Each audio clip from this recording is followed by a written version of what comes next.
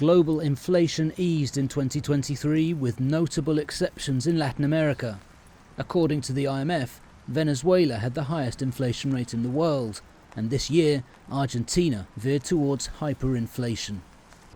Latin America's third largest economy is suffering its worst economic crisis in decades. Annual inflation reached 100% in March and continued to accelerate over the course of the year. The country's economic troubles were on the minds of Argentinian voters who supported the outsider in presidential elections last month. Libertarian Javier Milei campaigned on the promise of radical reform. In his first week in office, the new government devalued the peso by 54%. Trade bloc Mercosur, comprising Argentina as well as Brazil, Uruguay, Paraguay and new full-time member Bolivia, ended the year without finalising its much-vaunted trade deal with the European Union. The largest economy in the region, Brazil, posted growth. The powerful agricultural sector boosted exports, increasing economic activity. Unemployment is at its lowest since 2015.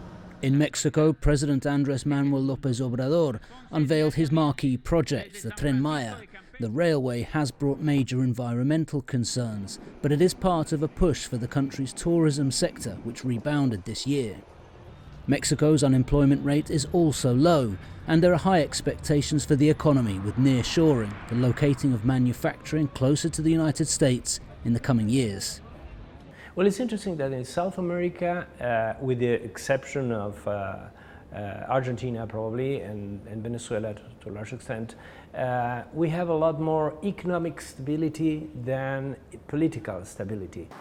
Since 2019, only 2 out of 18 presidential elections in the region have seen the incumbent keep power.